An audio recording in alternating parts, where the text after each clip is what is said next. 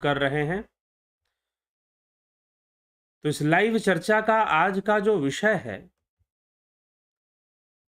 विचार कहाँ से उत्पन्न होते हैं, कैसे उत्पन्न होते हैं? विचार हमारे अंदर कैसे आते हैं, कैसे उत्पन्न होते हैं? विचारों का यह विषय हमें कैसे समझना चाहिए?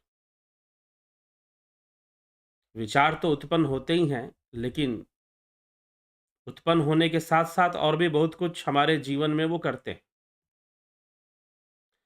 हम कैसे विचारों को समझें? तो प्रश्न है कि विचार कैसे उत्पन्न होते हैं और कब-कब हमें बार-बार जन्म लेना पड़ेगा और एक सुखी जीवन मनुष्य कैसे जी पाए? आज हम कुछ इन विषयों पे चर्चा करेंगे। आज चर्चा करेंगे। वैसे इन विषयों पर पहले भी चर्चा हो चुकी है, ऐसी बात नहीं कि चर्चा नहीं हुई है चर्चा। परंतु हम कई बार फिर से आवश्यकता पड़ती है। हाँ, विचार कहाँ से उत्पन्न होते हैं, कैसे उत्पन्न होते हैं, इस विषय पर विशेष करके कोई वीडियो नहीं बना है, लेकिन विवेक चूड़ामणि और पतंजलि योग सूत्र और उपनिषदों के वीडियोज में ऐसी चर्चा हो चुकी है पहले भी। लेकिन इस विषय को लेकर नहीं हुई थी, लेकिन चर्चा तो हो चुकी है। तो इसलिए चलिए आज हम इसी विषय पर विचार करते हैं और ये एक बहुत गंभीर विषय है। गंभीर विषय क्यों है? क्योंकि यही हमारा जीवन बनाता है। यही हमारे जीवन में अनेकों निर्णय लेता है, विचारों के माध्यम से ही। इसलिए स्वामी विवेकानंद जी ने कहा था, what ever you think that you will be. जैसा आप सोचेंगे वैसे ही आप बन जाएंगे। ठीक? तो इसीलिए विचारों का बहुत महत्व है जीवन में, क्योंकि विचार ही हमारे लाइफ की स्टीयरिंग है। इनकी दिशा बदलती है तो हमारे कर्मों की दिशा बदल जाती है, हमारे जीवन की दिशा बदल जाती है। ये अगर सही रहते हैं तो हमारे जीवन की दिशा भी बहुत सही रहती है फिर। ठीक? तो इन सब गहरे विचारों पर आज हम जीवन को लेकर फिर से आ गए हैं, जीवन सूत्रों को लेकर, और कैसे जीवन को हम बेहतर बना सके, शांति से, सुखी से एक हम बढ़िया जीवन जी सके। तो किसी मित्र ने, किसी सब्सक्राइबर ने ये प्रश्न किए हैं, तो आज उनका भी प्रश्न हम लेकर आगे बढ़ते हैं। उन्हीं का प्रश्न है ये, और फिर आगे इसके माध्यम से, उनके माध्यम से और इस प्रश्न के माध्यम से सबको एक उत्तर प्राप्त होगा। वैसे इस पर चर्चा पहले भी हो चुकी है। अब ध्यान से सुनिए। एक वीडियो आई थी उपनिषदों के ऊपर। उस वीडियो का टाइटल था, आप हो सके तो आप उस वीडियो को सर्च भी कर सकते हैं, जब हम सोते हैं तो कौन सोता है? जब हम सोते हैं तो उस समय सोता कौन है? आज इस विषय को अगर इस वीडियो को आपने बार-बार सुना हो, थोड़ा सा गहन विषय है, लेकिन फिर भी देखा मैंने इस वीडियो पे व्यूज बहुत हैं, तो लोगों ने इसको सुना है। जाकर अवश्य सुनिए। जब हम सोते हैं तो कौन सोता है? भैया, आप जब सो जाते हो, आपकी श्वासें चलती हैं, आपकी हृदय गति भी चलती रहती है, ब्लड की पंपिंग चलती रहती है हार्ट के थ्रू, शरीर में खून दौड़ता रहता है, आपने जो खाना खाया है वो भोजन भी पचता रहता है, और जब आप सोकर सुबह सुबह उठते हो तो भोजन मल का रूप धारण कर कर बाहर निकलने के लिए तैयार हो जाता है, और आप शौच आदि क्रियाएं करते हो। फिर जो भी खाया वो रात भर में पच गया, आप तो सोए हुए थे। लेकिन आप सोए थे तो सोया कौन था? शरीर तो काम कर ही रहा था। आप देखो सोए हुए व्यक्ति की सांसें कैसे लेता है, छोड़ता है, लेना छोड़ना चलता रहता है। ज्यादा लंबी लंबी सांसें लेता है, ज्यादा तेज सांसें लेता है। कई लोग तो खराटे मारते हैं सोते समय। तो आपके शरीर के अंदर जितनी भी क्रियाएं हैं, वो सारी क्रियाएं तो चलायमान ही हैं, वो चल ही रही हैं। तो फिर सोया कौन था? प्रश्न उठता है, फिर सोया कौन था? मैं ये प्रश्न क्यों कर रहा हूं कि जब हम सोते हैं तो सोता कौन है? इस पर पूरी वीडियो एक पहले भी बन चुकी है, काफी लोगों ने उसको देखा भी है, लेकिन फिर से आज मैं उसी चर्चा को, चलो मैं उपनिषद के श्लोक पर नहीं जाऊंगा, चर्चा लंबी खिंच जाएगी, लेकिन इस विषय को समझना, उपनिषदों ने इसका उत्तर दिया है और बहुत ही प्रैक्टिकल उत्तर दिया है, बहुत ही प्रैक्टिकल उत्तर दिया है। जब हम सोते हैं तो सोता कौन है? सब काम तो शरीर में चल ही रहा है, हृदय की गति भी चल रही है, रक्त का प्रवाह भी चल रहा है, जो भी शरीर की एक्टिविटीज हैं वो काम कर रही हैं, सब काम कर रही हैं। तो फिर सोया कौन? क्वेश्चन है, हु इज स्लीपिंग देन? कौन सो रहा है? तो उपनिषद इसका उत्तर देते हैं, इंद्रियां सो रही हैं। कौन सो रहा है? तो इंद्रियां सो रही हैं। प्रश्न है कि विचारों की सृष्टि कैसे होती है? How thoughts are created.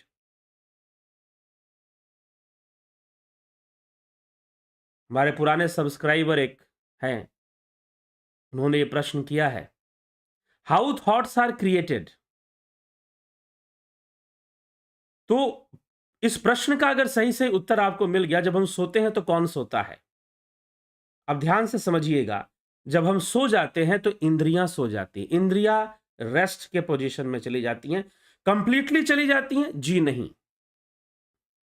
3 अवस्थाओं से आप गुजरते हैं, जागृत, स्वप्न और सुषुप्ति।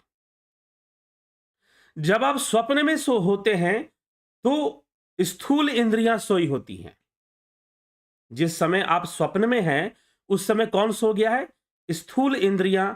स्थूल इंद्रियां, वास्तव में इंद्रियां स्थूल होती ही नहीं है, इंद्रियां सूक्ष्म ही होती हैं, लेकिन स्थूल शरीर में भी उनका भाग होता है, जैसे कि कान है, आंखें हैं, जिह्वा है, त्वचा है, लेकिन इंद्रियां सूक्ष्म होती हैं। इंद्रियां स्थूल शरीर का पार्ट नहीं है, इंद्रियां सूक्ष्म शरीर का अंग है। इसीलिए जब आप सो जाते हैं तो आपकी आंखें तो बाहर की ओर नहीं देखती, फिर भी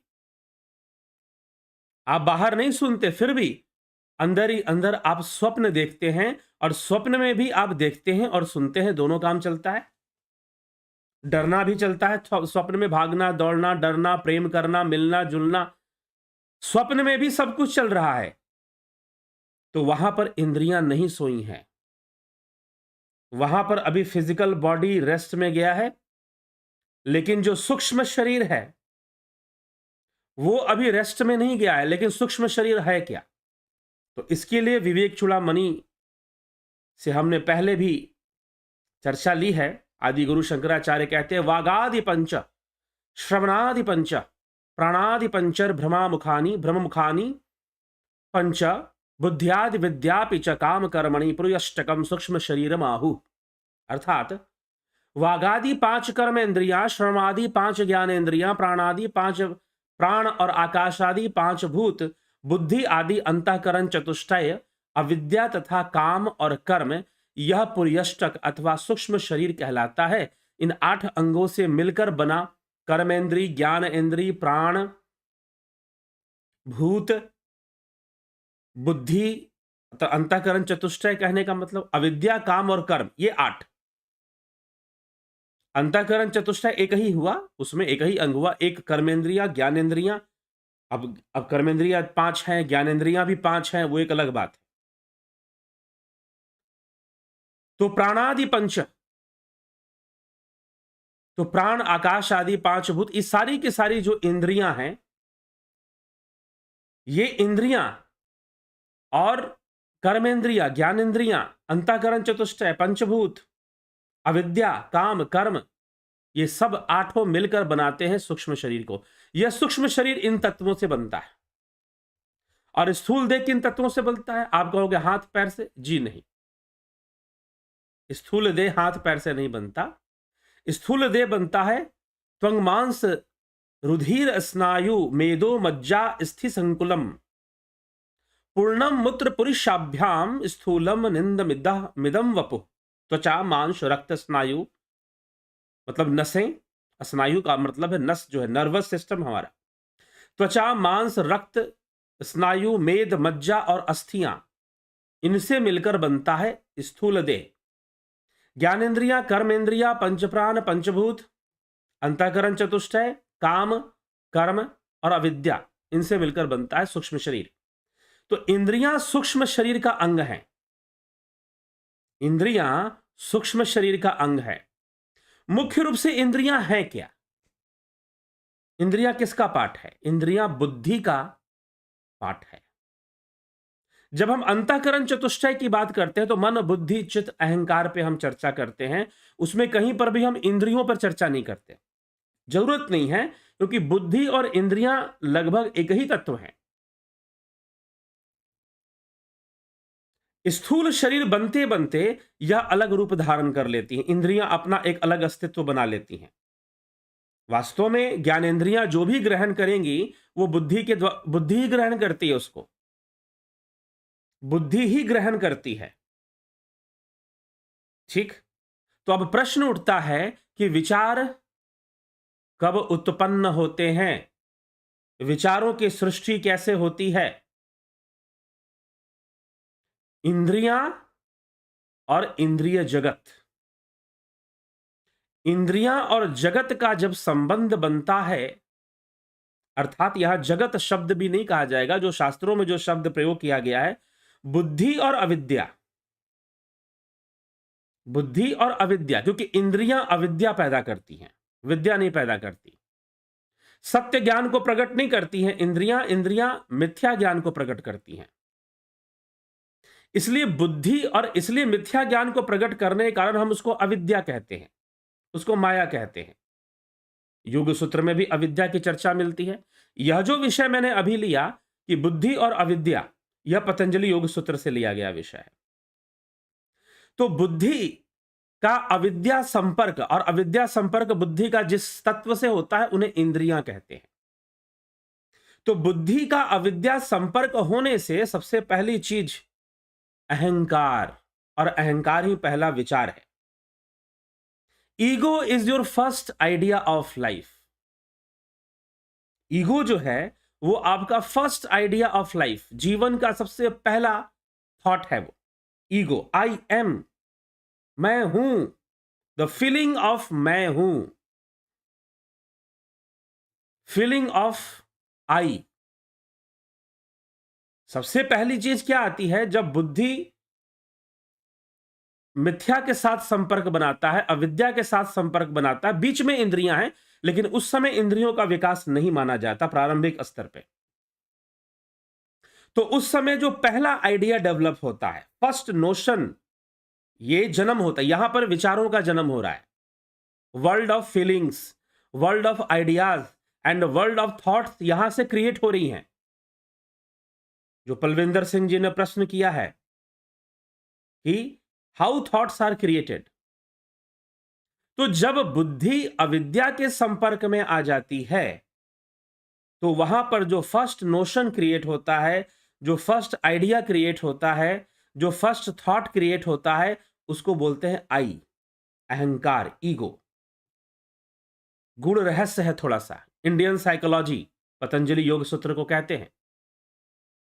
तो बुद्धि और अविद्या का संपर्क जिस माध्यम से हुआ वो माध्यम ही इंद्रियां हैं। स्थूल शरीर में ये इंद्रियां साफ साफ बाह्य रूप में हमें दिखाई देती है कि हमारी आंखें हैं, कान हैं, लेकिन आंखें ना भी हो तो क्या इंद्रियां नहीं रहेंगी? इंद्रियां सूक्ष्म रूप में फिर भी रहेंगी। स्वप्न में आप देखते हो, चलते हो, फिरते हो, वहां भी तो इंद्रियां काम कर ही रही हैं, वहां भी इंद्रियां काम कर रही हैं। इसीलिए कहा गया जब हम सो जाते हैं तो कौन सोता है? इंद्रियां सोती हैं, बाकी शरीर की गतिविधियां चलती रहती हैं, इंद्रियां ही सोती हैं। लेकिन वो भी कब? जब सुषुप्ति में हम चले जाते हैं। तो सुषुप्ति क्या है? अब आपको यह भी समझना पड़ेगा कि सुषुप्ति क्या है।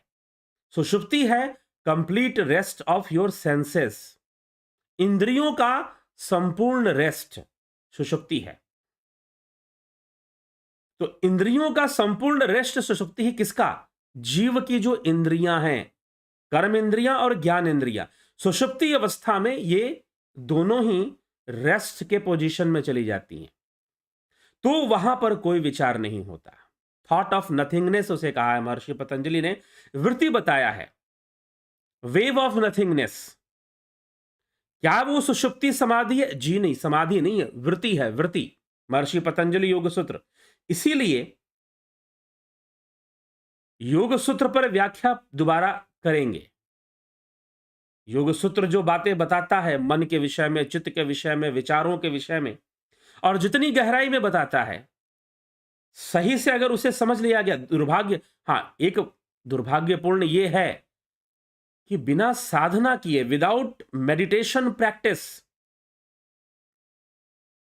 एक्चुअली मेडिटेशन नहीं कहना चाहिए, ध्यान योग, विदाउट द प्रैक्टिस ऑफ ध्यान योग, प्रणव साधना, श्वासों के परे जाने की जो कोशिश है।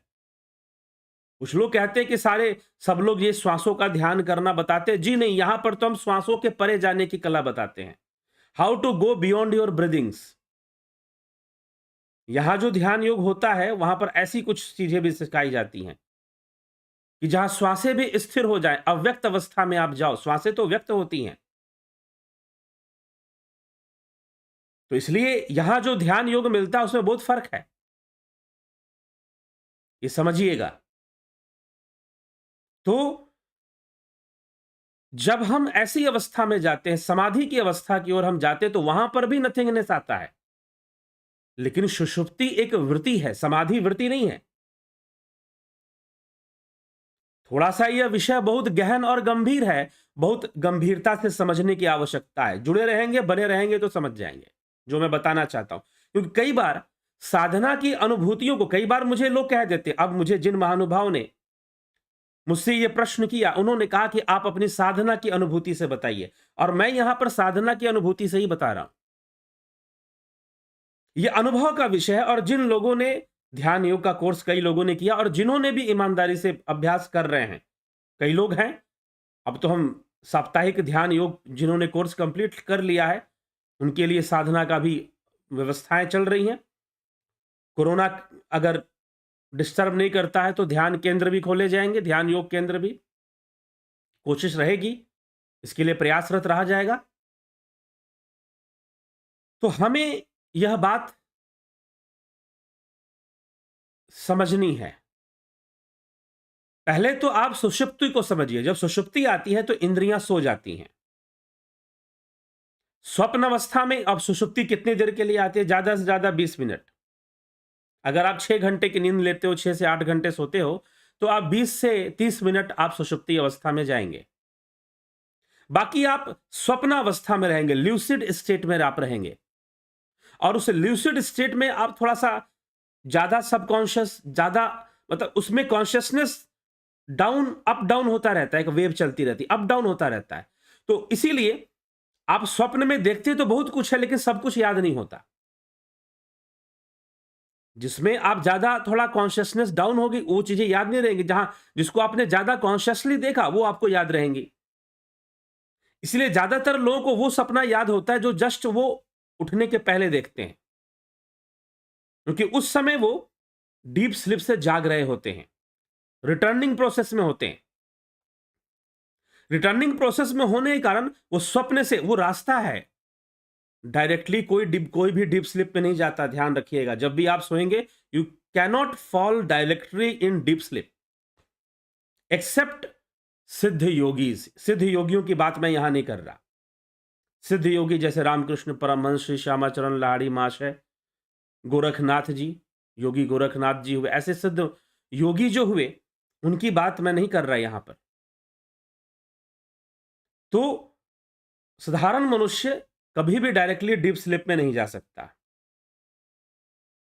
वो स्वप्न अवस्था से होते हुए, ड्रीम स्टेट से होते हुए ही डीप स्लीप में जाता है, और जब डीप स्लीप से लौटता है तो ड्रीम स्टेट होते हुए ही वो जागरण में आता है, अवेकनिंग में आता है, जागृत अवस्था में आता है। ये ध्यान रखिएगा। तो हमारी इंद्रियां रेस्ट में जाती हैं धीरे धीरे जब हम सोते हैं तो, और डीप स्लीप में चली जाती हैं तो कंप्लीटली रेस्ट में चली जाती हैं। लेकिन यह उनका निरोध नहीं है, यह इनका निरोध नहीं है। अब आपको समझ में आएगा कि what is the difference between deep sleep and samadhi. तो वहां पर इंद्रियां कंप्लीटली रेस्ट में चलेंगी। That's why there it is the wave of nothingness. Maharshi Patanjali ने इसे नथिंगनेस, वहां पर स्वामी विवेकानंद जी का अगर भाष्य पढ़ेंगे आप अंग्रेजी में, योग सूत्र का भाष्य, तो वहां पर वेव ऑफ नथिंगनेस उन्होंने लिखा है। वहां कोई वेव नहीं होगा उस समय के लिए, आपको ऐसा लगता है, लेकिन जो डीप स्लीप है वो अपने आप में ही एक वेव है। इसीलिए महर्षि पतंजलि ने उसको भी वृत्ति कहा है। 5 वृत्तियां महर्षि पतंजलि ने बताई है: प्रत्यक्ष, विपर्य, विकल्प, निद्रा और स्मृति। प्रत्यक्ष, विपर्य, विकल्प, निद्रा और स्मृति, ये 5 वृत्तियां महर्षि पतंजलि ने योग सूत्र में बताई हैं। निद्रा भी एक वृत्ति है। आप अगर नींद में जा रहे हो तो वृत्ति के वशीभूत जा रहे हो, वृत्ति के वशीभूत जा रहे हो आप। आपके अंदर एक इनर्शिएटिव क्वालिटी है, जो आपको, जो तमोगुण है आपका, वो आपको नींद में ले जाता है। और नींद में जाना जरूरी है। पहले तो ये कॉन्सेप्ट हमेशा के लिए खत्म करो। इतने लोगों के कॉन्सेप्ट बिगड़े हुए हैं कि क्या बताएं। पहले ये खत्म करो कि तमोगुण बुरी चीज है। जी नहीं, आवश्यकता से अधिक हर चीज बुरी है। अगर सतोगुण बढ़ गया तो वो भी बहुत बुरा बहुत नुकसान पहुंचाता है। और हमारे ग्रंथों में, पुराणों की कथाओं में ऐसी घटनाएं हैं जहां पर सतोगुण ने बहुत नुकसान पहुंचाया है। संतुलन चलना पड़ता है, सारे गुणों को सम करना पड़ता है। साधना में, योग में गुणों के पार जाना होता है, त्रिगुणातीत अवस्था में जाना होता है। तो जब आप सोते हैं तो वहां पर इंद्रियां सो जाती हैं। Then there is no thought, वहां कोई थॉट नहीं है। तो सबसे पहले कौन जागता है? इंद्रियां डीप स्लीप से अवेक होती हैं स्वप्न स्टेट, स्वप्नावस्था में।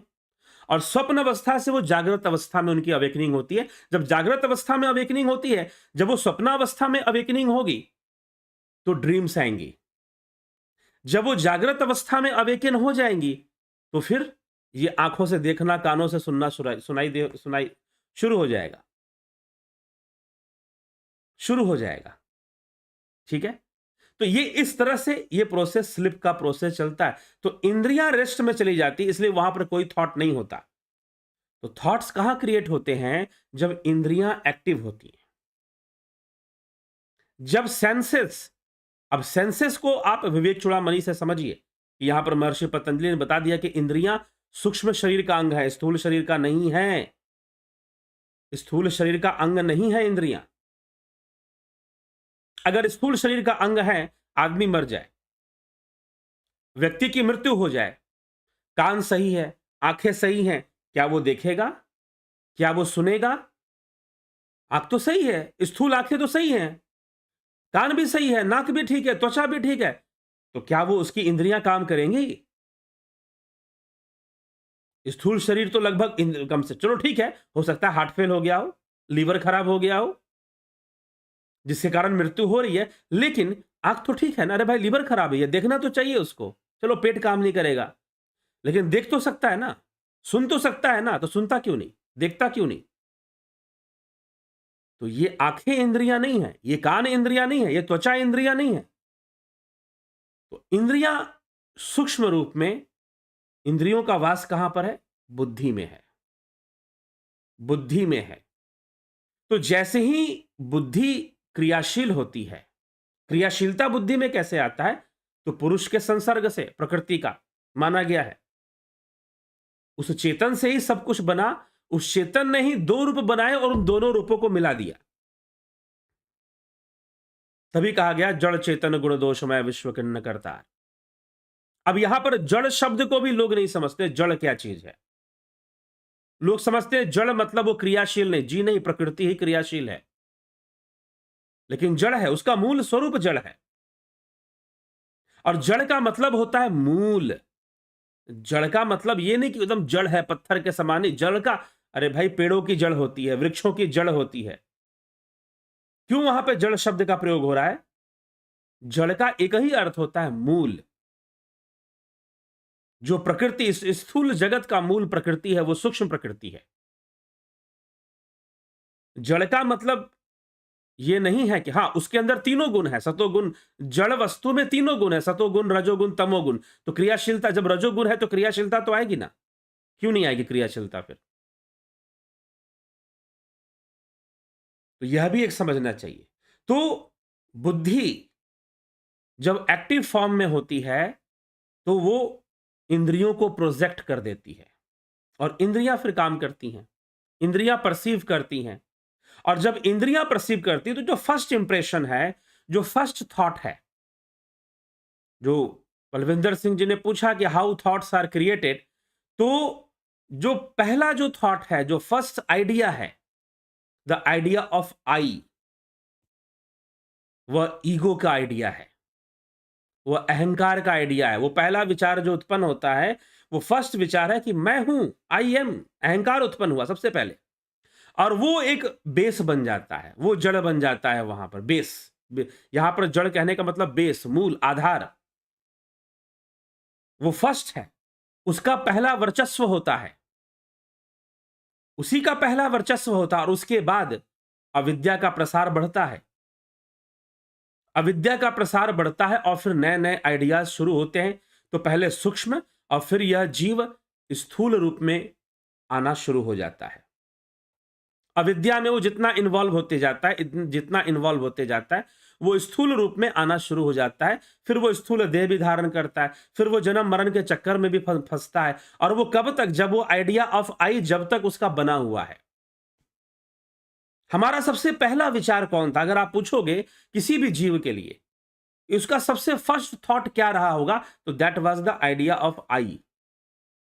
मैं हूं, मैं हूं। इसीलिए महर्षि पतंजलि ने, ये पतंजलि योग सूत्र से मैं आपको बता रहा हूं, लेकिन ये अनुभव का भी विषय है।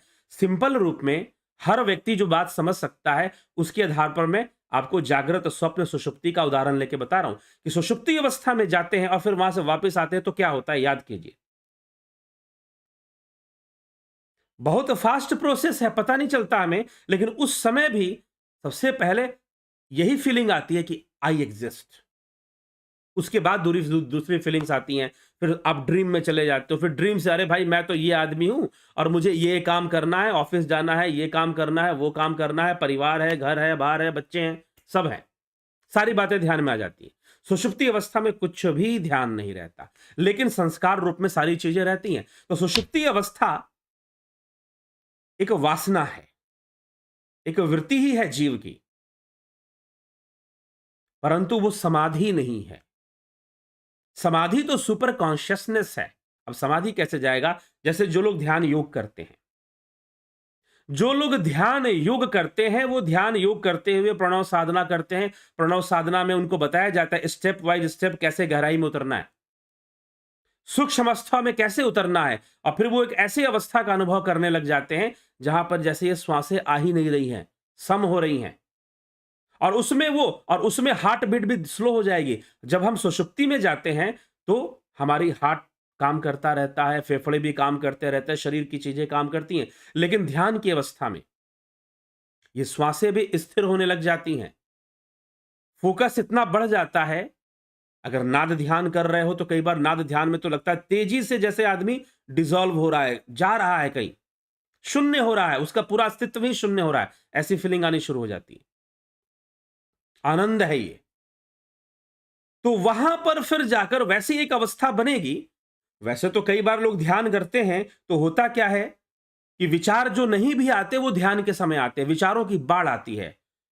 आपने सुना होगा कि भगवान बुद्ध जब पीपल वृक्ष के नीचे उरुबेला नामक ग्राम में गया धाम में, वो पवित्र धाम जहां पर भगवान विष्णु ने भगवान रामचंद्र जी ने कभी तर्पण किया था, ठीक उसी स्थान पर देखिए बुद्ध को भी ज्ञान हुआ तो किस स्थान पे हुआ। तो बुद्ध वहां जब पीपल वृक्ष के नीचे जब ध्यान करने बैठे तो पहला सामना उनका मारा, मारा जो है, मारा मतलब यहां माया ही समझिए, विचारों का जो साम्राज्य है, कर्म संस्कारों का साम्राज्य, वृत्तियां, वो अपनी पूरी सेना लेकर आक्रमण करता है। साधकों के जीवन में ऐसा होता है, निश्चय रूप से होता है। आपको उतने विचार नहीं आते, लेकिन कुछ लोग कहते हैं, मुझसे पूछते हैं कि जब भी हम ध्यान करने बैठते हैं तो इतने विचार आते हैं, इतने विचार आते हैं कि पहले कभी नहीं आए ऐसे विचार, और ऐसे ऐसे विचार आएंगे जो हम कभी नहीं सोचते, वो ध्यान में आ जाएंगे। विचारों की बाढ़ आ जाती है, पूरा परेशान हो जाते हैं हम। और कई बार तो विचारों में ही खो जाते हैं, जितनी देर बैठे रहते हैं विचारों में ही खोए रहते हैं, पता नहीं मन कहां कहां घुमाता है। जी हां, यह रहस्य है, लेकिन वही अभ्यास करते करते। लेकिन फिर वो एक भाई साहब उन्होंने बताया कि भाई जी, कभी कभी ध्यान में बैठे बैठे मैं इतनी गहराई में उतर जाता हूं कि कोई विचार भी नहीं होता, श्वासें भी नहीं होती, और समय का भी पता नहीं चलता। समाधि जैसी स्थिति बननी शुरू हो जाती, तब आपको पता चलेगा रेस्ट। वहां पर भी चित्तवृत्ति निरोध होने के कारण, महर्षि पतंजलि ने जो लिखा है चित्तवृत्ति निरोध होने के कारण, बुद्धि जो है वो रेस्ट के पोजीशन में चली जाती है, इंद्रियां रेस्ट में चली जाती हैं। रेस्ट का एक तरह से उनका लय शुरू हो जाता है, वो लय की प्रक्रिया शुरू हो जाती है। फोकस बढ़ जाता है, एकाग्रता बढ़ती है उसमें, वहां से हमारी शक्तियों का विकास शुरू हो जाता है। वो सुपर कॉन्शियसनेस है, और सुषुप्ति अवस्था लोअर कॉन्शियसनेस है। अनकॉन्शियस तो हम बिल्कुल नहीं कह सकते। अगर अनकॉन्शियस कहेंगे तो आप उठोगे नहीं फिर, लेकिन जब आप सोए होते हो, अगर आप जोर से कोई हिला दे आपको, तो आप उठ जाते हो,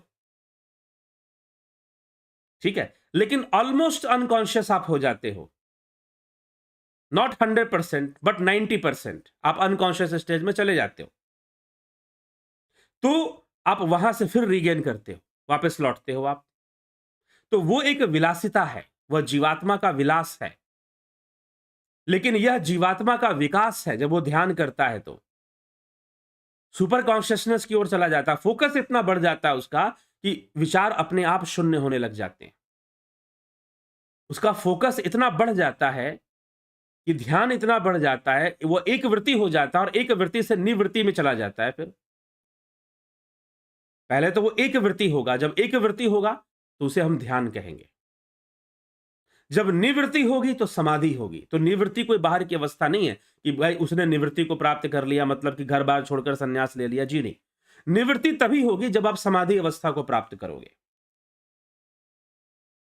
इसी को निवृत्ति और प्रवृत्ति, प्रवृत्ति मतलब जो इंद्रिय जगत है, बुद्धि और इंद्रियों का जो या अनुभव जगत, जो मिथ्या जगत है, इसमें हमारा प्रवृत्ति होना वो प्रवृत्ति है। इसमें लगे रहना, इसमें आसक्ति होना, इसमें रहना प्रवृत्ति है। और चित्तवृत्ति का निरोध कर कर समाधि में लीन होना ही निवृत्ति है। समाधि में लीन होना ही निवृत्ति है। तो निवृत्ति और प्रवृत्ति इस तरह से समझाया गया है शास्त्रों में, लेकिन हमने अर्थों का अनर्थ करके रखा हुआ है, बात अलग है। तो निवृत्ति मतलब समाधि अवस्था में चले जाना निवृत्ति है। तो जब हम वैसी अवस्था में पहुंचते हैं तो दिमाग बिल्कुल हल्का हो जाता है। जो लोग ध्यान योग करते हो बोलते हैं बिल्कुल हल्के हो गए, विचार शून्य हो गए, श्वासें भी रुकने लगी, रुक गई, एक एक मिनट, दो दो मिनट तक रुक गई, और बड़े आराम से बैठे हुए हैं। कोई तकलीफ नहीं है, कोई बल नहीं लगाया, कोई श्वासों को रोकने के लिए कोई ताकत नहीं लगाया, अपने आप रुकने लगी, अपने आप ही श्वासें रुकने लगी। ऐसी अवस्था में पहुंच गए तो वहां पर भी फिर वही अवस्था बनती है, लेकिन सुषुप्ति और इसमें यह विलासिता नहीं है, यह प्रवृत्ति नहीं है, यह निवृत्ति का मार्ग है। लेकिन सुषुप्ति अवस्था में तो प्रवृत्ति है, वो हमारे वश में नहीं है कि हम डीप स्लीप में अपनी मर्जी से पड़े रहें। जी नहीं। लेकिन यह अवस्था योगी ध्यान करते करते अपनी इच्छा से उन अवस्थाओं में जा सकता है, और जाकर दिव्यता का अनुभव कर सकता है, और बहुत कुछ, क्योंकि वो वहां पर संपूर्ण चेतन होता है। ये तो अवचेतन की ओर हम चले जाते हैं जब हम सोते हैं तो, लेकिन समाधि की ओर जब हम जाते हैं तो अति चेतन की ओर चले जाते हैं, सुपर कॉन्शियसनेस की ओर। उसमें ज्ञान का भंडार खुल जाता है, प्रकृति अपने सारे रहस्यों को खोल देती है उस अवस्था में। ज्ञान का भंडार उसमें खुल जाता है समाधि की ओर जाने से। ठीक है जिज्ञासुओं? तो वहां पर भी विचार शून्यता आ जाएगी, वहां पर भी आप जीरो हो जाएंगे थॉट्स में, कोई थॉट नहीं रहेगा। लेकिन जैसे ही आप रिटर्न करेंगे वहां से, बुद्धि फिर एक्टिव हो जाएगी, फिर इंद्रियां, और बुद्धि एक्टिव होने का मतलब इंद्रियां एक्टिव होंगी। बुद्धि तभी एक्टिव होगी जब इंद्रियां एक्टिव होंगी, और जैसे ही इंद्रियां एक्टिव होगी जो सबसे फर्स्ट आइडिया आएगा, आई एग्जिस्ट, मैं हूं, जो पहला विचार है, द फर्स्ट थॉट क्रिएटेड, कि मैं हूं, और फिर उसी का आधार लेकर बाकी विचार और विचारों की वृत्तियां शुरू हो जाएंगी, जगत शुरू हो जाएगा, और कई तरह के इल्यूजन और जड़ जगत, उसमें हम समाना शुरू कर देंगे। बहुत तरह के विचार, बहुत तरह की बातें, बहुत तरह की चीजें शुरू हो जाएंगी, और फिर हम उन विचारों में ही फंस जाएंगे। उन विचारों से एक आसक्ति बनी रहेगी, और उन्हीं विचारों और कर्म के वशीभूत फिर कर्म होगा। कर्म इंद्रियां भी हमारे अंतःकरण का ही अंग है। बुद्धि ही आज्ञा देती है कर्म इंद्रियों को क्या करना है, नहीं करना है। तो कर्म इंद्रियां भी काम करेंगी, फिर कर्म भी बनेगा, भोग भी लगेगा, और फिर इस तरह से जीवन बढ़ेगा। और फिर क्या होगा? पुनरपि जननम पुनरपि मरणम पुनरपि जननी जठरे शयनम इस संसारे खलु दुस्तारे कृपया पाही पारि मुरारे। ठीक। तो इस प्रकार से पुनरपि जननम पुनरपि मरणम तो लगा ही रहेगा फिर आपका हमेशा ही। कब तक लगा रहेगा? जब तक आप इन विचारों और वृत्तियों के साम्राज्य में हैं।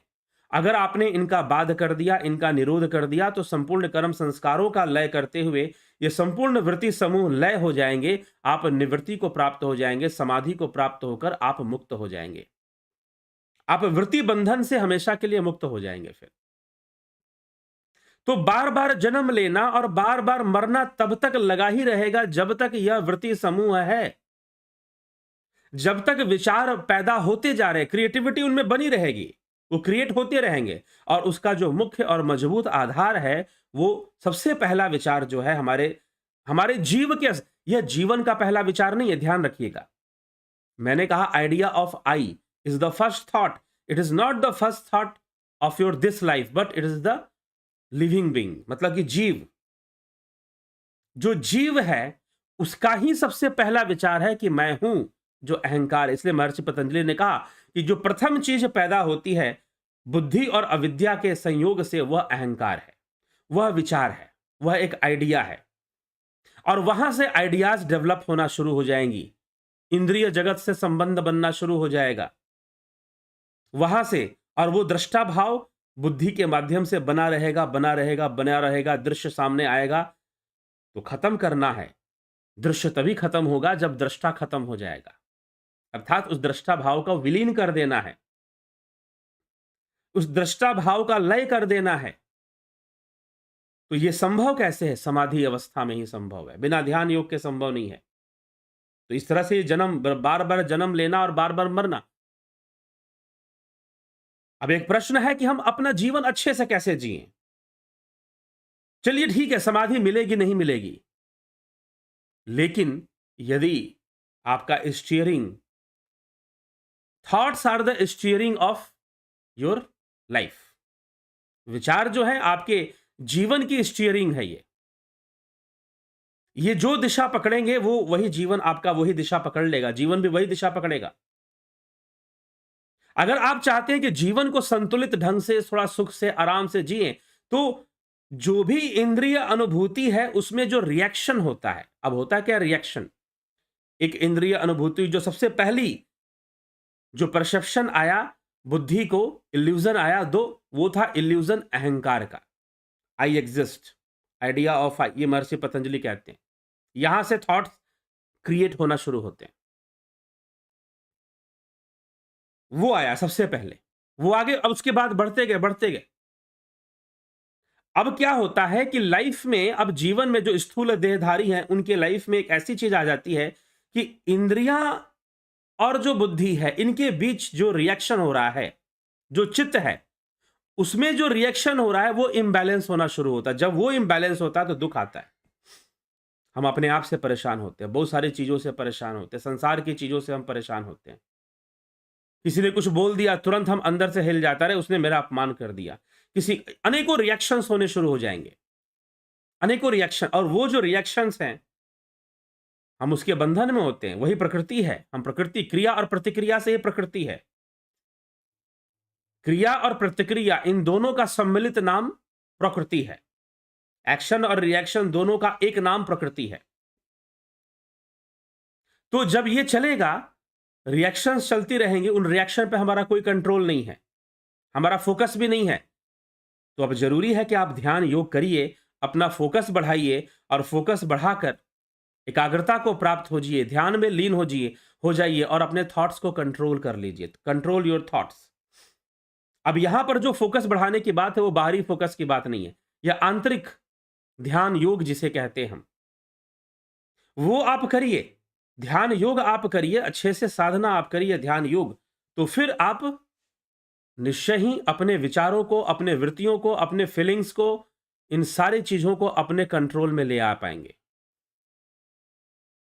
इन सारी चीजों को आप अपने नियंत्रण में ले आ पाएंगे। और जब तक आप इन रिएक्शन को, प्रकृति से बुद्धि और जगत, दृश्य दृश्य और दृष्टा के बीच जो रिएक्शंस हो रही हैं, उस रिएक्शन पर जब तक कंट्रोल नहीं आएगा, मतलब कि विचारों पर जब तक कंट्रोल नहीं आएगा, फीलिंग्स एंड इमोशंस पर जब तक कंट्रोल नहीं आएगा, तब तक फीलिंग्स ही विचारों को पैदा करती हैं।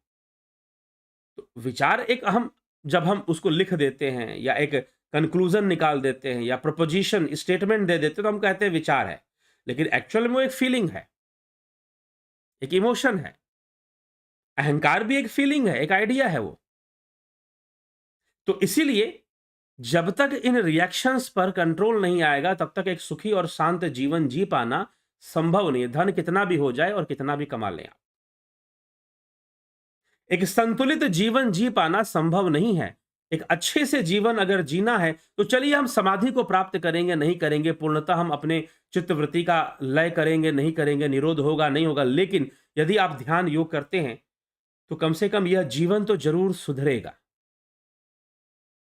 कम से कम यह जीवन तो जरूर ही सुधरेगा, यह निश्चित है। आर्ट ऑफ लिविंग तो आपको आ ही जाएगा। और कई तरह के रिएक्शंस को कंट्रोल करना, व्यर्थ की कई बातों को नकारना, नहीं तो हम, और कर्म सिद्धांत को समझ लेता है व्यक्ति, जीवन को समझ लेता है, तो एक शांति से जीवन जीता है। नहीं तो अनावश्यक महत्वाकांक्षाएं, जीवन में कई लोग अनावश्यक महत्वाकांक्षाएं पालकर बैठे हुए कि ये अब उसके लिए अनेक प्रकार से वो उपाय करते हैं कि कैसे करोड़ जल्दी आए, कैसे बहुत बड़ा बंगला, बहुत सारी चीजें, पूरी दुनिया पे मेरा कंट्रोल आ जाए। लगे हुए हैं लोग, आज तक लगे हुए हैं कि दुनिया को हम अपने कंट्रोल में ले लें। उसी का परिणाम है जो आप ये सब देखते हैं, रशिया, यूक्रेन और नेटो कंट्रीज और ये सब क्या है, फॉर्मूला लोग यूज करते हैं, फॉर्मूलाज लगा रहे हैं कि कैसे पूरे वर्ल्ड को अपने कंट्रोल में लिया जाए। अगर ले भी लिया तो ज्यादा देर तक नहीं रख पाओगे, क्योंकि ये प्रति क्षण बदलने वाला यह प्रकृति, यह संसार प्रत्येक क्षण परिवर्तित होता रहता है, तो किसका कंट्रोल चलेगा? इतिहास बन जाएगा, जो भी करोगे सब इतिहास बन जाएगा, कुछ भी रहने वाला नहीं है यहां पर। तो प्रकृति के रहस्य को समझते हुए शांति से जीवन जी पाए, जरूरी है कि वो ध्यान योग करे, सुखद जीवन जी पाए, शांत जीवन जी पाए, डिस्क्रिमिनेशन पावर को बढ़ा पाए, अपने इमोशनल रिएक्शंस और फीलिंग्स की जो रिएक्शन है उसे कंट्रोल में ले आ पाए, तो उसकी प्रोडक्टिविटी भी बढ़ जाएगी।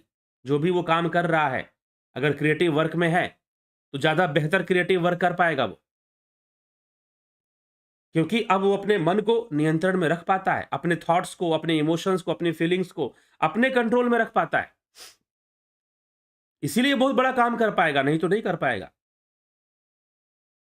तो इसीलिए एक सफल जीवन जीने के लिए, एक अच्छा जीवन जीने के लिए, एक सुखद और शांत जीवन जीने के लिए, हाँ ठीक है, प्रारब्ध से हमें मिलेगा जो भी मिलना है, अमीरी हो, गरीबी हो, परिवार हो। कई लोग हैं धन से बहुत संपन्न है, लेकिन बेचारे परिवार नहीं बसा पाए, या बसा भी तो किसी न किसी कारण से टूट गया, तलाक हो गए, या जो भी घटनाएं घटी हों। अनेकों परिवारों की ऐसी कहानियां हैं, अनेकों परिवारों के। तो प्रारब्ध से मिल रहा है, लेकिन फिर भी यदि आप ध्यान योगी हैं, यदि आप ध्यान योग में रत रहते हैं, तो निश्चय ही आप प्रकृति के रहस्य को समझते हुए अपना जीवन बहुत ही बेहतर तरीके से जी पाएंगे। यह है, इसीलिए ध्यान योग का कोर्स इसीलिए हम चलाते हैं। ध्यान योग का कोर्स 14 मार्च से शुरू होगा। प्राकृतिक चिकित्सा जो ध्यान योग में बहुत सहयोगी है, ध्यान योग आप करें, क्योंकि कई लोगों की उम्र हो जाने पर या शरीर का अस्वस्थ होने के कारण, मोटा होने के कारण, शरीर में अधिक वसा होने के कारण या कोलेस्ट्रॉल बढ़ जाना और कई इम्प्योरिटीज बढ़ जाती हैं, टॉक्सिक्स बढ़ जाते हैं बॉडी के अंदर, तो डिटॉक्सिफिकेशन होना चाहिए। प्राकृतिक चिकित्सा से डिटॉक्सिफिकेशन होता है, इसलिए प्राकृतिक चिकित्सा का भी कोर्स चलता है, चलता है। तो 14 मार्च से यह कोर्स जो है शुरू होगा। आप ज्वाइन करना चाहते, हाँ, ये सशुल्क होता है, पता है सबको। कुछ कुछ लोग कभी कभी कहते हैं कि आप इसको निःशुल्क कर दीजिए।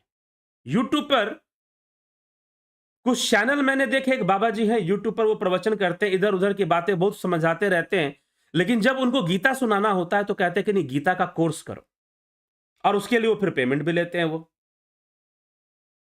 उसके लिए वो फिर पेमेंट भी लेते हैं। लेकिन इस चैनल पर आपको गीता, विवेक चूड़ामणि, योग सूत्र सब निःशुल्क प्राप्त हो रहा है। क्यों? क्या वो गलत करते हैं? अगर वो गीता का कोर्स करवा रहे हैं और पेमेंट भी ले रहे हैं, तो मुझे तो बिल्कुल नहीं लगता गलत कर रहे हैं, क्योंकि इन सभी विषयों को गंभीरता से ग्रहण करना चाहिए। चलते फिरते नहीं, मजाक नहीं है। योग सूत्र मजाक नहीं है, विवेक चूड़ामणि मजाक नहीं है कि कभी ये वीडियो सुन लिया, कभी वो वीडियो सुन लिया। एक रैंडमली वीडियोस आपको मिलती हैं यूट्यूब के ऊपर कई बार। तो जो उसको ग्रहण करना चाहते हैं वो गंभीरता से ग्रहण कर ले। नहीं तो नहीं जी, कोई टेस्टिंग नहीं है कि चलो थोड़ा सा टेस्ट करके देख लेते हैं, मजा आएगा तो आगे बढ़ेंगे, नहीं तो छोड़ देंगे। मजे लेने वाली चीज नहीं है, सीधी सी बात। और ध्यान योग तो ऐसा विषय है कि बेकार है। अगर आपने कुछ आधा अधूरा सीख लिया तो उल्टा नुकसान कर देगा आपका। फायदा क्या होगा फिर? कई लोग मेरे पास फोन करते कि हमारी एनर्जी ब्लॉकिंग की प्रॉब्लम है, तो यहां पर एनर्जी ब्लॉकिंग फील होता है, हमने कुंडलिनी जागरण किया था तो यहां एनर्जी ब्लॉकिंग होती है, तो वहां एनर्जी ब्लॉकिंग होती है, कर लो ध्यान योग। कितने लोग ऐसे आए, उन्होंने ध्यान योग कोर्स किया और उनकी ये प्रॉब्लम भी सॉल्व हुई। तो ध्यान योग का कोर्स ऐसा नहीं है, चालू कोर्स नहीं है ये कि आप थोड़ा सा देख लिए, चलो जी आज थोड़ा सा देख लेंगे, फ्री में तो है, क्या दिक्कत है, कल देख लेंगे, फिर एक हफ्ता बाद, 2 महीना बाद देख लेंगे, फ्री में तो है ही, क्या मिले, फ्री में दोबारा मिल जाएगा, बार बार मिल जाएगा। नेवर, बिल्कुल नहीं। इसीलिए यह सशुल्क है, ₹2 इसका शुल्क होता है। आप संपर्क कीजिए, इसको ज्वाइन कीजिए अगर ध्यान योग करना है तो। इसके इंपॉर्टेंस को समझिए। आपको हीरा दे दिया जाए, आपको पता ही नहीं कि हीरा मिला है, मैं इससे बहुत कुछ कर सकता हूं, इज्जत ही नहीं कर पाएंगे आप उसका। इसलिए ये गंभीर विषय है। ध्यान योग तो इसका नाम ही ध्यान योग है, तो स्वाभाविकता है गंभीरता से करने का विषय, गंभीरता से करने का विषय। अभी किसी ने मुझसे कहा कि आप शास्त्र, सनातन धर्म को समझने के लिए जो जरूरी शास्त्र है आप पढ़ाइए। नहीं, इसके लिए भी हम कोर्स लाएंगे। बाकी आप चैनल देखिए, चैनल पे बहुत कुछ पढ़ा हुआ है, सनातन धर्म के शास्त्रों पे ही पढ़ा हुआ है, सनातन धर्म के विषयों पर ही पढ़ा हुआ है। लेकिन एक कंप्लीट प्रिपरेशन जिसको कहते हैं, तैयारी, आप अपने आप में सनातन धर्म के प्रचारक बनिए, बनिए प्रचारक। तो उसके लिए भी बाद में भविष्य में, ताकि 6 शास्त्रों को बढ़िया से समझा जा सके, उस विषय में भी हम चर्चा लाएंगे, कोर्स लाएंगे। लेकिन ठीक है, यूट्यूब पर भी शास्त्रों की चर्चा चलती रहती है, बहुत सारी बातें चलती रहती हैं। लेकिन जो विषय गंभीरता से सीखने योग्य है उसे गंभीरता से ही ग्रहण करना चाहिए। नहीं तो आधा अधूरा इधर उधर करने से उल्टा नुकसान ही होने का चांस होता है, लाभ नहीं होता फिर। तो इसीलिए ध्यान योग का कोर्स 14 मार्च से शुरू हो रहा है, जरूर ज्वाइन कर लीजिए और इसका लाभ उठा लीजिए। प्राकृतिक चिकित्सा का भी कोर्स 14 मार्च से ही शुरू होगा, नेचुरोपैथी का। वैसे तो देश में बहुत सारे नेचुरोपैथी सेंटर्स हैं, लेकिन प्राकृतिक चिकित्सा एक ऐसी चीज है जिसको सेंटर या कहीं एडमिट होने की जरूरत नहीं उसके लिए। उसमें तो आप स्वयं ही अपने डॉक्टर बनते हैं, लेकिन बारीकी से जो उसमें टेक्निक बताई जा रही है, बारीकी से उसे समझना पड़ेगा, सीखना पड़ेगा, तब जाकर होगा। ठीक है? तो इसीलिए ये दोनों कोर्सेज हैं और इसका लाभ उठाइए। 14 मार्च से शुरू होंगे, संपर्क कर लीजिए अगर ध्यान योग करना चाहते हैं। तो अब विचार कहां से, कैसे उत्पन्न होते हैं, हाउ इट क्रिएट्स। एक तो एग्जाम्पल ये है कि आप सुषुप्ति अवस्था से जब लौटते हो तो उस समय पकड़ो उस पॉइंट को, क्या होता है, विचार उस समय जीरो हो जाते हैं, थॉट्स नहीं रहते उस समय। फीलिंग्स भी नहीं रहती हैं कुछ देर के लिए। जब आप ड्रीम स्टेट में आते हो तो फीलिंग आ जाएगी, विचार भी आ जाएंगे। वैसे ही जब आप अब जो ध्यान योग नहीं करता वो इस बात को गहराई से नहीं समझ सकता। ध्यान योग करते हुए प्रणव साधना में हम जाते हैं, एक ऐसी अवस्था अपने आप बन जाती है जैसे हम विचार शून्य हो जाते हैं। और फिर वहां से फिर बुद्धि एक्टिव होगी, इंद्रियां, वहां पर भी इंद्रियां भी शिथिल हो जाती है। अरे भाई, जो लोग ध्यान योग करते हैं वो खुद अनुभव बताते हैं कि ऐसा लगता है जैसे मेरे हाथ नहीं है, पैर नहीं है। एक भाई साहब ने फोन किया कि मुझे ऐसा लग रहा था ये गले के नीचे शरीर है ही नहीं। ठीक है, तो कुछ करेंगे तभी ये सारी चीजें एक्सपीरियंस में आ सकती हैं, अगर एक्सपीरियंस में ले आना है तो बुद्धि और इंद्रियों के संयोग से विचार उत्पन्न होते हैं। और जो सबसे पहला विचार उत्पन्न होता है वो है आइडिया ऑफ आई, कि मैं हूं, अहंकार उत्पन्न होता है। उसके बाद फिर उसका सहारा लेकर दूसरे विचार, और अविद्या बढ़ती है तो और विचार, और फिर उसी के कारण जीव और जीव का जीवन चलता है। इसीलिए कहा गया ईश्वर अंश जीव अविनाशी। किसी ने पूछा कि जीव अविनाशी कैसे? तो जीव का विनाश नहीं होता भैया, जीव का मोक्ष होता है। आप मोक्ष को विनाश बोलोगे क्या? मोक्ष विनाश नहीं है, वो तो जीव की पूर्णता है, वह तो जीव की पूर्णता है। तो ये बात समझनी है। चलिए आपके कमेंट्स देख लेते हैं, टिप्पणी भी देख लेते हैं। तो इस तरह से क्रिएशन ऑफ थॉट्स काम करता है। सविता नायक जी, विक्रम सिंह जी। और रही बात समझने की बात, जहां तक समझने की बात है, तर्कों से समझ में ये विषय नहीं आएगा, साधना करनी पड़ेगी, ध्यान योग करना पड़ेगा, तभी ये विषय समझ में आएगा, ऐसे समझ में नहीं आएगा।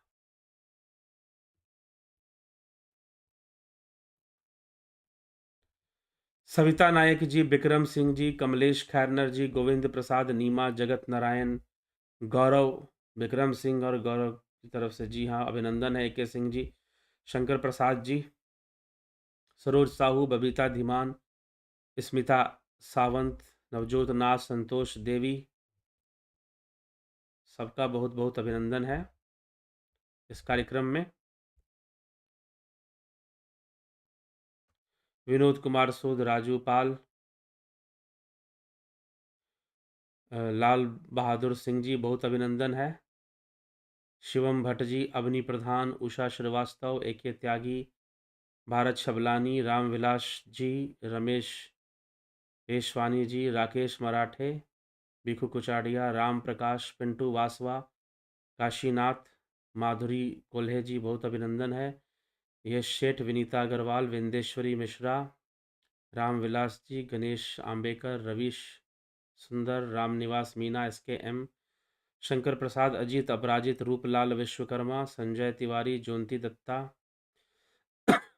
गणेश पवार जी, रचना RK, सतीश सर, पाथू जी ठाकुर, उत्कर्ष तिवारी, दयानंद जी, पूनम सिंगला, पंकज सोनी, मनीष जादव, शंकर प्रसाद। दो yogis who have experienced Turiya or fourth state enter deep sleep sushupti.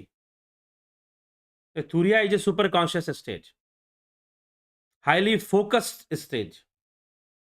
सुषुप्ति is not. ये जब एक्सपीरियंस में आएगा तभी समझ में आएगा। जब आप निर्विचार अवस्था में ध्यान करते हुए निर्विचार अवस्था में चले जाते हैं तो वहां पता चलता है कि भाई वो अवस्था आप डायरेक्ट उसका परसेप्शन करते हैं, वो सुषुप्ति नहीं है, वो सुषुप्ति नहीं है, फिर वो ध्यान है। उसका जो एक्चुअल डिफरेंस है वो अनुभव से। इसीलिए मांडू की कारिका में तो विशेष रूप से इसका एक 2-3 श्लोक ही इसी विषय पर लिखे हैं योगी गौड़पाद ने, सुषुप्ति और समाधि के ऊपर। क्या अंतर है दोनों में? बहुत भारी अंतर है। अरे समाधि पहुंचते पहुंचते सिद्धियों का विकास हो जाता है, सुषुप्ति में किसी को सिद्धि मिली आज तक? That is the state of super consciousness. आपकी जो सेंसेस हैं, पहले सेंसेस डेवलप होती हैं। जब आप ध्यान योग करते हो, साधना करते हो, तो सेंसेस डेवलप होती, इतना डेवलप हो जाती हैं कि वो फिजिकल बाउंड्री को क्रॉस कर जाती हैं। मतलब जो ये आंखें नहीं देख सकती वो हम देखते हैं, जो कान नहीं सुन सकते वो सुन सकते हैं। तो पहले तो कॉन्शियसनेस इतना डेवलप होती है कि वो सेंसेस को एक्स्ट्राऑर्डिनरली डेवलप कर देती है। ठीक है, फिर वो समाधि की ओर चलती है, संपूर्ण लय की ओर आगे बढ़ती है। अंजू श्रीवास्तव जी, उज्जवल छेत्री, श्वेता राय सिन्हा, क्या वासना और वृत्ति सिनोनिम है? लगभग। वासना और वृत्ति इज द वेव्स। वासना एक आसक्ति है, ठीक। गंभीर सा पंकज, उस वृत्ति में जो हमारी हमारी जो इन्वॉल्वमेंट है, जो पैशन है हमारा वृत्ति में, जो वृत्तियां जो बताएगी प्रत्यक्ष प्रमाण, प्रत्यक्ष विपर्य विकल्प निद्रा स्मृति, ये जो वृत्तियां बताई गई, प्रमाण विपर्य विकल्प निद्रा स्मृति, तो ये इन वृत्तियों में जो हमारी इन्वॉल्वमेंट है, हमारी जो हैबिट्स हैं, जो आसक्ति है, वो वासना है।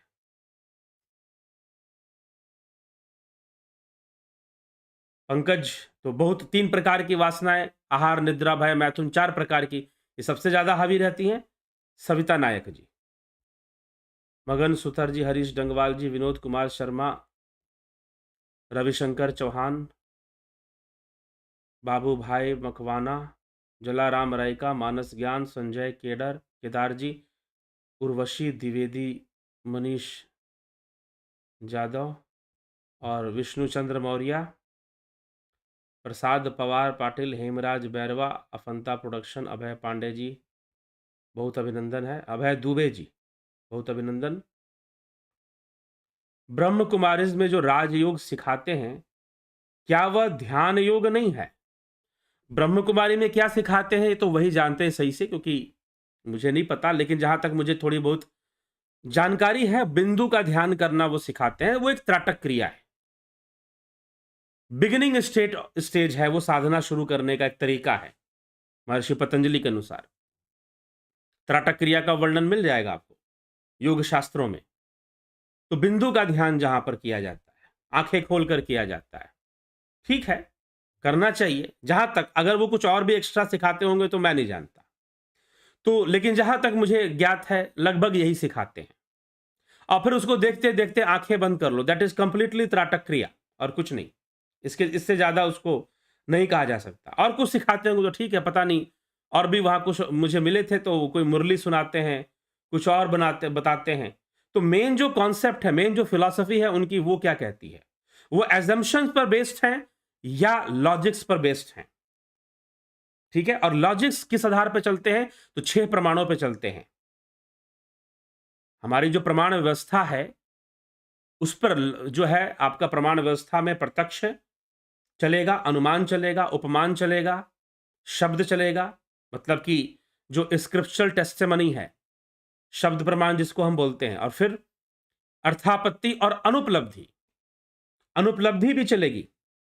बहुत सारे विद्वानों ने अनुपलब्धि को प्रमाण नहीं माना, लेकिन अनुपलब्धि प्रमाण के रूप में लिया जाता है कि भाई ये व्यक्ति यहां नहीं है तो कहां है, एक प्रमाण हो गया ना कि वो कहीं और है।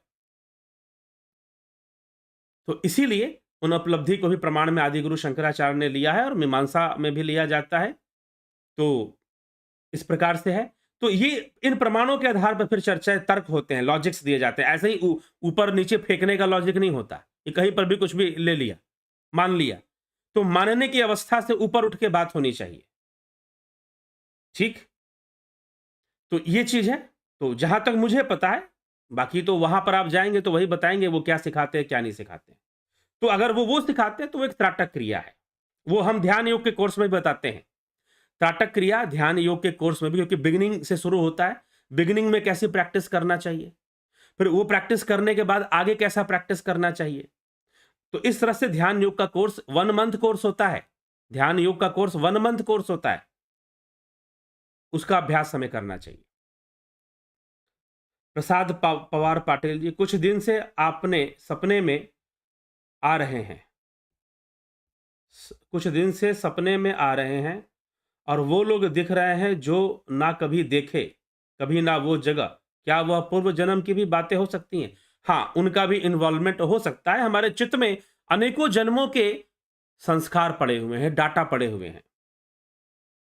जैसे चिप में डाटा होता है, वैसे चित्त में संस्कार होते हैं, तो अनेकों जन्मों के, तो उसके वशीभूत बहुत सारी चीजें आ सकती हैं। रवीश सुंदर जी, क्या असाती को मेडिटेशन से छोड़ा जा सकता है? ध्यान योग से छोड़ा जा सकता है, बिल्कुल। ध्यान योग, आपके यहाँ मेडिटेशन कहने का मतलब ध्यान योग ही है। एक वीडियो मैंने बताया कि मेडिटेशन और ध्यान योग में बहुत बड़ा अंतर है। थोड़ी सी वेस्टर्न फिलॉसफी पढ़ेंगे तो पता चलेगा मेडिटेशन क्या है और ध्यान योग क्या है। ध्यान योग चित्तवृत्ति निरोध है और meditation is a process of contemplation. Cartesian theory पढ़ा है आपने, मैथ्स पढ़ी है, डेकार्टेस थ्योरी ऑफ आई, कॉर्गिटो इर्गो सम जो उसने दिया था। कैसे दिया था? तो उसने कहा आपने ये कैसे जाना? तो उसने कहा मेडिटेशन से जाना, थ्रू मेडिटेशन। तो मेडिटेशन इज ए कंटेम्पलेशन, ये प्रूव होता है। वेस्टर्न फिलॉसफी अगर आप पढ़ेंगे तो प्रमाणित हो जाएगा। Edmund Husserl, phenomenology of Edmund Husserl, theory of reduction. Edmund Husserl की कंटेम्प्रेरी फिलोसोफर में वो आते हैं, अगर आपने पढ़ा हो तो वो फेनोमेनोलॉजी देते हैं। रिडक्शन मतलब अपने आइडियाज को रिड्यूस कीजिए आप और एक कंक्लूजन पे पहुंचिए, तो that is a process of contemplation. तो meditation in actual meaning meditation is not dhyan. Meditation ध्यान नहीं है। अगर आपने, क्योंकि हम अगर किसी भी वर्ड का मीनिंग, अगर हम गॉड, व्हाट इज गॉड, इसीलिए कल मैंने कहा था हो सकता है किसी को, मैंने किसी पर कटाक्ष नहीं किया था। मैंने कहा था अली मौला करते हो तो पहले थोड़ा सी पढ़ लो इतिहास कि अली किसको कहते हैं और मौला किसको कहते हैं, तब अली मौला करो तो अच्छा है। This is the philosophic aspect. मेरा एक दार्शनिक पक्ष था कहने के पीछे। तो पहले जानो हु वाज अली, अली का इतिहास क्या है, मौला का इतिहास क्या है, जानो, फिर करो अली मौला, नाचो गाओ अली मौला करके जितना गाना है। तो मेडिटेशन इज नॉट ध्यान योग। डेकार्टेस को पढ़िए, father of modern philosophy. Edmund Husserl को पढ़िए, उन्होंने मेडिटेशन का नाम लिया। हीगल ने भी लिया है, जिसकी फिलॉसफी को डिराइव करके कार्ल मार्क्स ने अपनी फिलॉसफी बनाई थी। कांट को पढ़िए, कांट भी मेडिटेशन को उसने भी लिया है। इमैनुअल कांट ने भी मेडिटेशन को लिया है। तो meditation is a process of contemplation, तो इसलिए मेडिटेशन इज नॉट ध्यान योग। लेकिन अब हम क्या है ना कि अब we are actual psychologically we are slave. हम बहुत ज्यादा अपने आप को, हम कोई अमेरिका की बात कर दे, अमेरिका के साइंटिस्ट ने ऐसा बोला है, तो हमको लगता है कि वो तो गलत हो ही नहीं सकता है। हो सकता है ठगने के लिए बोला हो दुनिया को। अब देखो, अब पीछे एक फिल्म आई थी 2012 में, दुनिया खत्म हो रही है, सिर्फ फिल्म ही आई और बाकी कुछ नहीं हुआ। सिर्फ फिल्म ही आई और उसमें वैज्ञानिकों का लिया जा रहा था कि हाँ साइंटिस्ट ऐसा बोल रहे हैं, नासा ऐसी कह रही है, और सब मान रहे थे कि ऐसा हो जाएगा क्या। सिर्फ फिल्म आई, फिल्म आने के अलावा दूसरी कोई घटना नहीं घटी और फिल्म हिट हो गई। तो कहां ठग लिए जाओगे पता नहीं चलेगा। व्यापारी लोग पता नहीं बिजनेस करने के लिए कितने देशों को लड़वाएंगे, कितनों को बर्बाद करेंगे, क्या करेंगे। ठीक है, ईस्ट इंडिया कंपनी ऐसे ही व्यापार करने आई थी और करते करते शासन करने लगी। इसीलिए ये समझने की आवश्यकता है, इसको समझिए। इसलिए meditation is not a perfect work. थोड़ा सा ज्यादा समय ले लिया मैंने, लेकिन मैंने क्लियर कर दिया, meditation is not a perfect word. इसलिए मैंने प्रूफ के साथ, अगर मैं ऐसे ही बोल देता कि सब लोग मेडिटेशन बोलते हैं, श्री श्री जी भी मेडिटेशन बोलते हैं, फलाने गुरु जी भी मेडिटेशन बोलते हैं, वो गुरु जी भी, सबसे बड़ी समस्या यही है भैया कि दर्शन का ज्ञान नहीं है। ना वैदिक दर्शन के लोगों को ज्ञान है, और वेस्टर्न तो छोड़ ही दो। यहां पर सब हमने अपने गुरुजी से सीखा और गुरुजी ने शास्त्र पढ़ने के लिए मना कर दिए। गुरुजी ने यह कह दिया शास्त्र तो भ्रमित करते हैं। ज्यादातर आज हमारे देश में जो संस्थाएं हैं, उनके जो मुखिया बैठे हुए हैं, वो अपने शिष्यों को यही समझाते हैं कि शास्त्र भ्रमित करते हैं, शास्त्र मत पढ़ो भ्रमित हो जाओगे। सच्चाई यह है कि अगर सही से शास्त्र पढ़ लेगा तो गुरुजी की पोल पट्टी खुल जाएगी।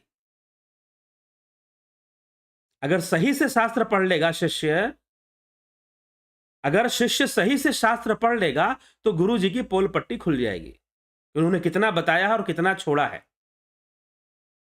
यह भी हो जाएगा। फिर तो समझाया ही यही जाता है। इसलिए पढ़ो, जानो, नहीं पढ़ सकते तो इस चैनल पर हम काम ही वही कर रहे हैं, जो वैदिक दर्शन है उसको स्पष्ट करने का। तो इसीलिए मेडिटेशन इज नॉट अ ध्यान योग। अगर कोई बड़े से बड़ा गुरु कहता है कि मेडिटेशन करो, तो चुनौती देता हूं उसको, come and discuss the philosophy, how the word meditation is derived and what is the ध्यान योग। ठीक। तो इमैनुअल कांट ने मेडिटेशन किया था किसी कंक्लूजन पे पहुंचने के लिए, तो वो एक कंटेम्पलेशन है, थॉट्स का एक प्रोसेस है। ये इमैनुअल कांट की फिलॉसफी में आता है कि उसने मेडिटेशन किया और एक कंक्लूजन पे पहुंचा, और एक जो उस समय जो रैशनलिस्ट और एम्पिरिसिस्ट थे, जो एम्पिरिसिस्ट फिलोसोफर थे और जो रैशनलिस्ट फिलोसोफर थे, जिसके अंदर डेकार्टेस आते हैं, लिबनीज आते हैं, तो ये सारे जो फिलोसोफर थे, और फिर जो एम्पिरिसिस्ट थे, लॉक हो गए, बर्कले हो गए, इन सब ने जो फिलॉसफी दी, उन दोनों फिलॉसफी को अपने contemplation through logical contemplation, Immanuel Kant ने क्या किया कि उन दोनों को जोड़कर एक नया कंक्लूजन दे दिया, आइडियलिज्म का एक नया कंक्लूजन दे दिया। तो उसने ये कैसे किया? तो इमैनुअल कांट ने किया कि मैंने मेडिटेशन किया। जब डेकार्टिस से पूछा गया कि आपने आइडिया ऑफ आई कहां से आया, तो उन्होंने कहा कॉर्गिटो एर्गो सम, जिसे उसने लैटिन में कहा। आइडिया ऑफ आई कहां? तो उसने कहा मेडिटेशन से आया।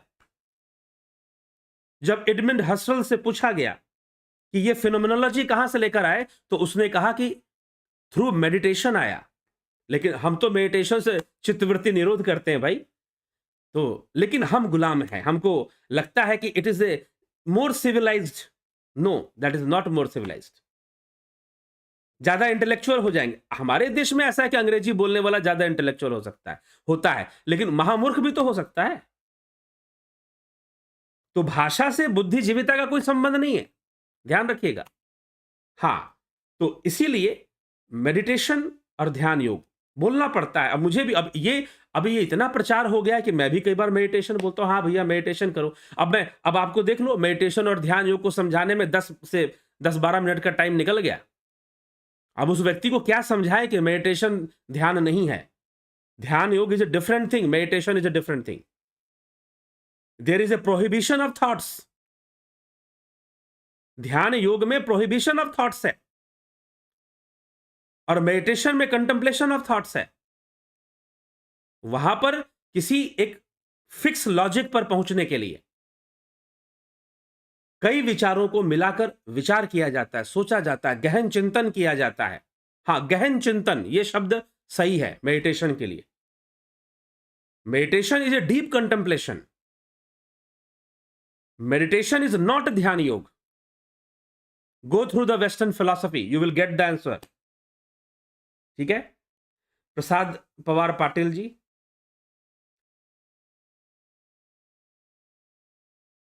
ठीक। तब पलविंदर कुमार जी, रेस्पेक्टेड गुरु जी, दंडवत प्रणाम, बहुत अभिनंदन है पलविंदर जी, आपका बहुत स्वागत है।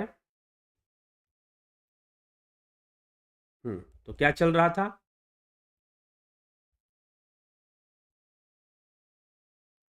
रवि सुंदर अर्नव समंता, प्रणाम गुरु जी। क्या मन और आत्मा एक ही है? नहीं जी। अर्नव समंता जी,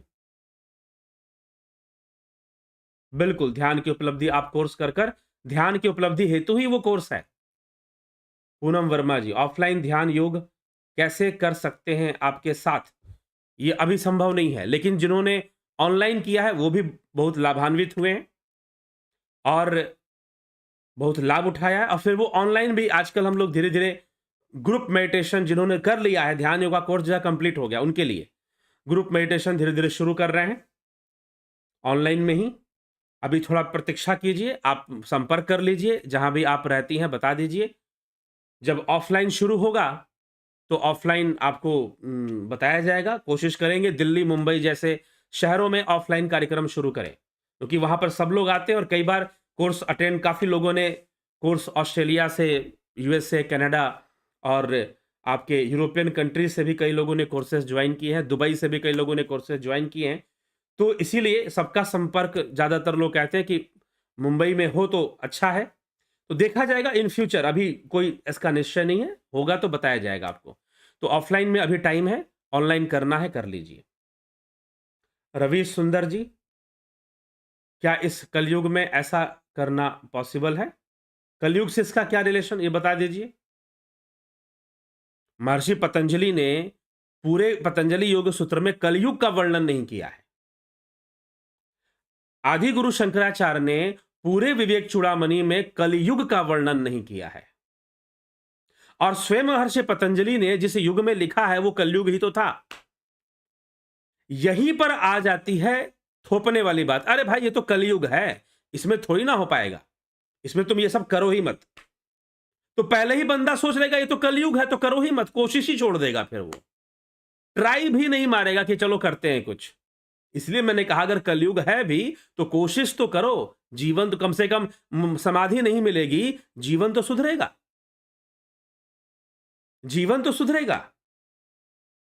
तो पूरे पतंजलि योग सूत्र, पूरे जो है मांडुक्य कारिका और और विवेक चूड़ामणि में आदि गुरु शंकराचार्य ने कलयुग शब्द का प्रयोग नहीं किया कि भाई कलयुग है तो तुम ध्यान मत करो।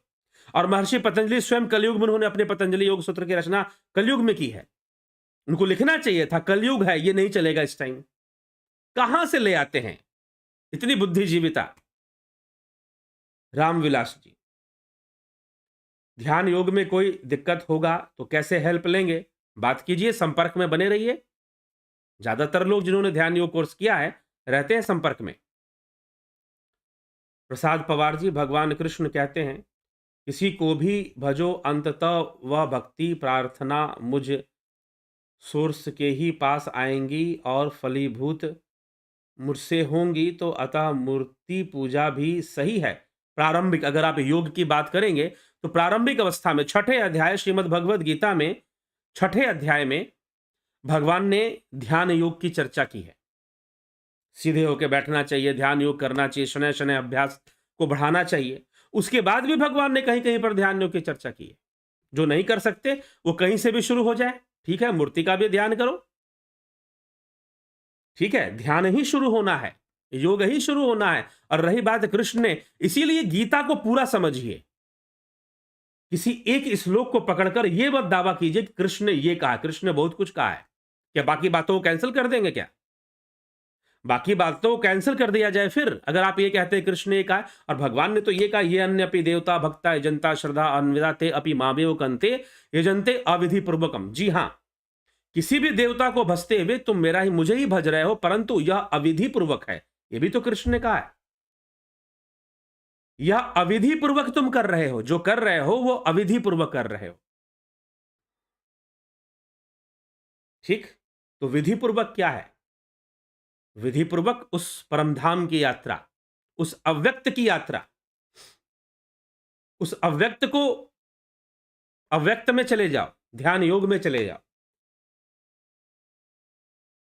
कौन सा कोर्स लेने से अच्छा होगा? कौन सा कोर्स? तो ध्यान योग का कोर्स है। उसमें 2 मेंबरशिप है, सन एंड जुपिटर। जो सन करते हैं वो ध्यान योग सीखते हैं, जो जुपिटर ज्वाइन करते हैं ध्यान योग के साथ स्पिरिचुअल हीलिंग भी सीखते हैं। कुछ लोग कहते हैं कि हम स्पिरिचुअल हीलिंग सीखना चाहते हैं, ध्यान योग नहीं सीखना चाहते, तो वो नहीं चलेगा, वो नहीं ऑप्शन होता। क्यों नहीं होता? क्योंकि स्पिरिचुअल हीलिंग के लिए वही कर पाएगा जिसने ध्यान योग किया है, उसी के लिए है स्पिरिचुअल हीलिंग, दूसरे के लिए है ही नहीं। तो इसीलिए तो ध्यान योग में दो सदस्यता है, सन मेंबरशिप एंड जुपिटर मेंबरशिप।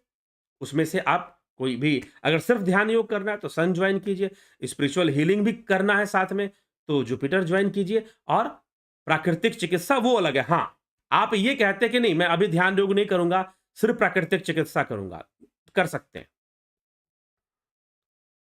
कर सकते हैं, लेकिन स्पिरिचुअल हीलिंग वही लोग करेंगे जो ध्यान योग करेंगे, नहीं तो नहीं होगा। और प्राकृतिक चिकित्सा आप कर सकते हैं। तो आप चाहें तो दोनों में से कोई एक ज्वाइन कर सकते हैं, आप चाहें तो तीनों ही ज्वाइन कर सकते हैं एक साथ, मर्जी आपकी है, आप तीनों ही ज्वाइन कर सकते हैं, ठीक। ज्वाइन करना है, संपर्क कर लीजिए, व्हाट्सअप कर दीजिए इस नंबर पर, व्हाट्सअप या टेलीग्राम, दोनों में से इस नंबर पर आप मैसेज आप कर दीजिए और डिटेल्स ले लीजिए। आपको डिटेल्स दे दिया जाएगा।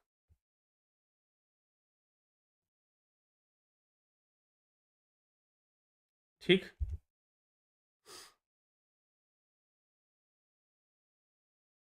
रवीश सुंदर जी, अर्नव समंता, कौन सा? ठीक है, हो गया। रवि सुंदर, फेसबुक पर एक ध्यान ग्रुप बना जी? नहीं, देखिए सबसे बड़ी बात क्या है, फेसबुक पर ध्यान ग्रुप, फेसबुक आप ठीक है, फेसबुक मुझे फेक बुक लगता है। आज से 3-4 साल पहले मैं फेसबुक पे एक्टिव रहा करता था, लेकिन इधर 2 साल से मैं फेसबुक पर बिल्कुल एक्टिव नहीं हूं। प्रोफाइल बना हुआ है, कुछ लोगों ने मुझे इनविटेशन भी भेज रखा, आप ही लोगों में से कुछ लोग होंगे जुड़े हुए, लेकिन कोई एक्टिविटी नहीं है।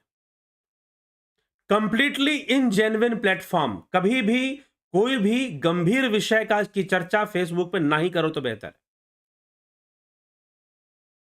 ठीक है, आपका डाटा भी सिक्योर नहीं है।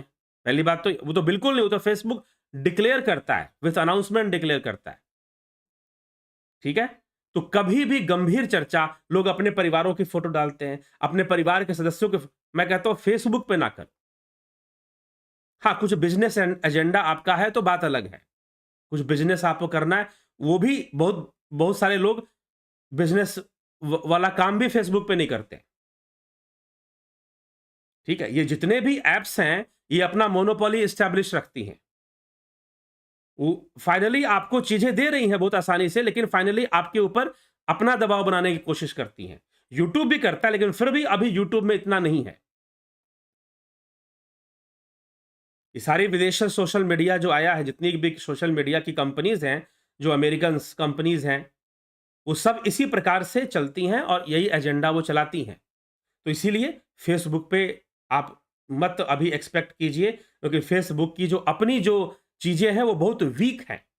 आप बहुत आसानी से वहां से कॉपी पेस्ट करना, लीकेज डाटा को इधर से उधर करना, किसी को भी टैग करना, किसी को भी डाउनलोड करना बड़ा इजी और बहुत सिंपल होता है। तो Facebook is not a secure और नॉट ए जेन्युइन प्लेटफॉर्म।